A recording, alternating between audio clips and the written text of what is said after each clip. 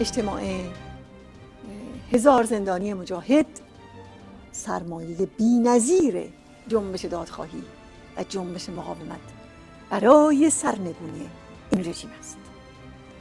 این واقعیت که چنین گروه بزرگ و ارزشمندی از شاهدان جنایت‌های رژیم تونستن در قلب یک جنبش انقلابی گرد هم بیان، از واقعیت اجتماعی عظیمی حکایت میکنه.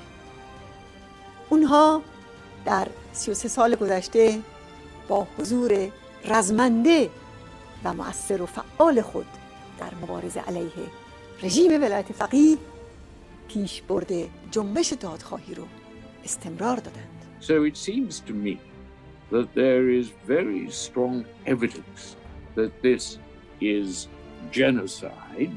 It applies to killing or causing serious mental or physical harm to members of a racial or religious group as such.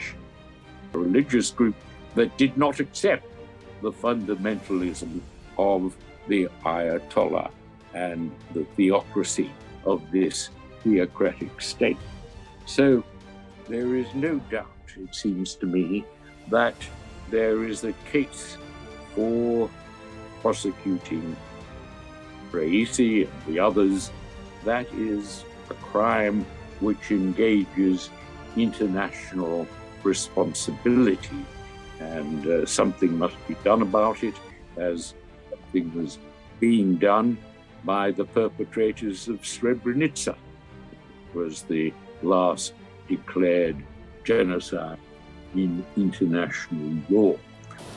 What happened in 1988 was a totally brutal, bloodthirsty massacre of political prisoners, which is a crime against humanity. And if we go with the definition given by our previous speaker, notwithstanding the technicalities, it amounts to genocide.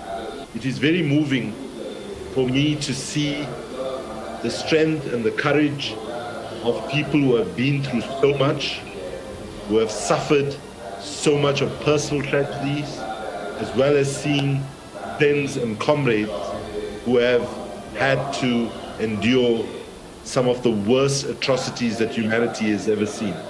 So I'd like to pay a tribute to all the political prisoners, the PMOI members and supporters, for the steadfastness and the sacrifices they've made.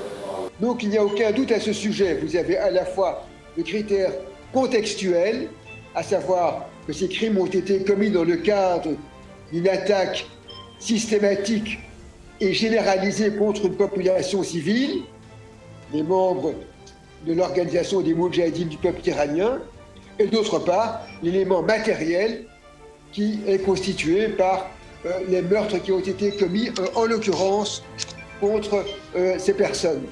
Donc, de ce point de vue-là, il n'y a aucun doute sur le fait que c'est bien un crime contre l'humanité. Et on peut aller plus loin et dire que c'est en effet un crime de génocide parce que ces gens ont été tués en raison de leur appartenance à un courant de l'islam qui était contesté par le régime des Mollahs. The first action of the new government of Iran shows significant and clear continuity with the predecessors. For example, on the appointment of the new foreign minister, he served as a deputy foreign minister under Ahmadinejad, under Rouhani, then as advisor of the president of the parliament, till the appointment as foreign minister under the current designated president. Could someone has doubt on the sometimes affirmed differences between so-called conservatives and reformers? I have no doubts. It's always the same story.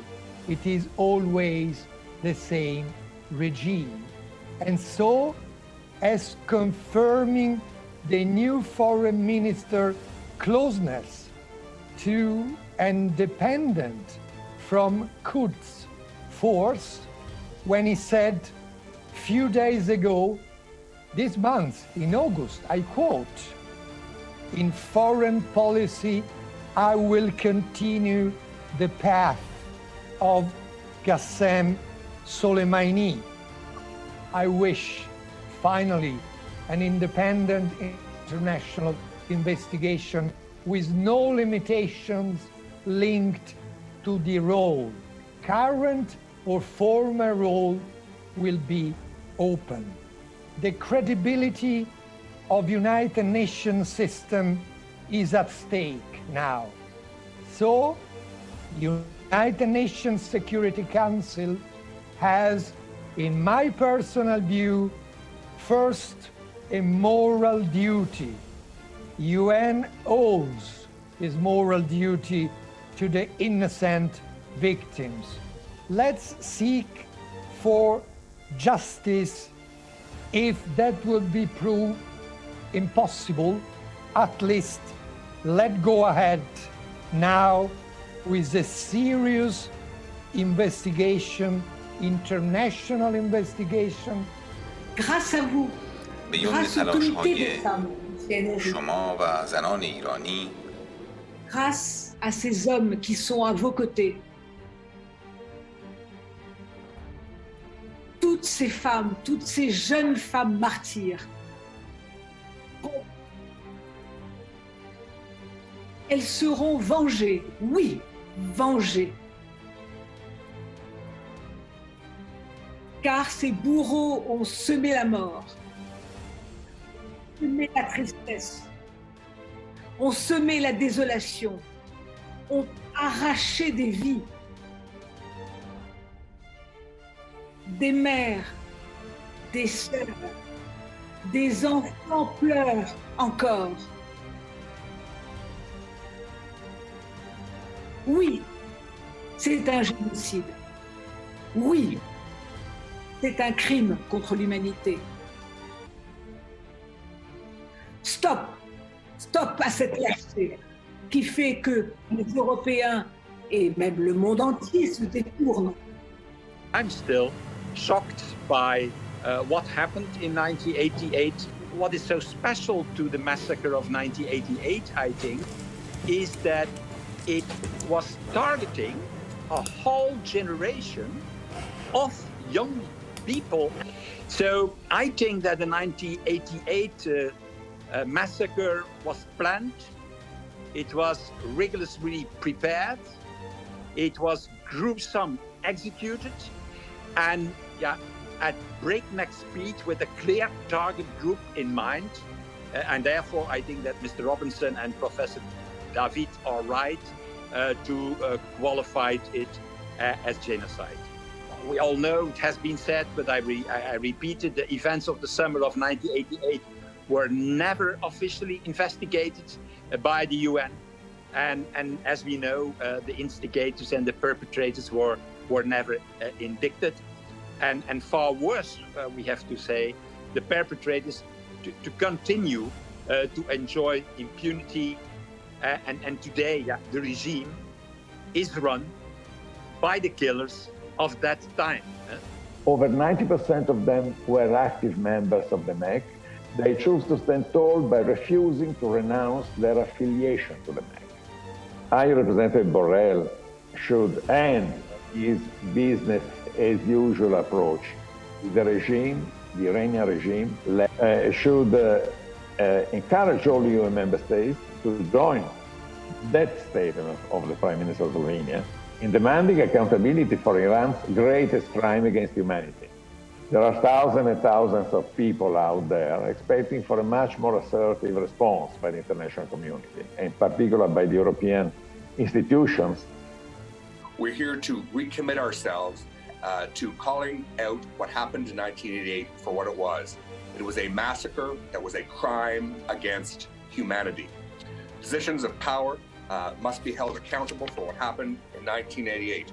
And the failure of the international community to confront this can be resolved by the United Nations, by the European Union, and like-minded friends and allies of the Iranian people to go after those that are accountable. Because if we fail to go after them, they will only be emboldened to do it again.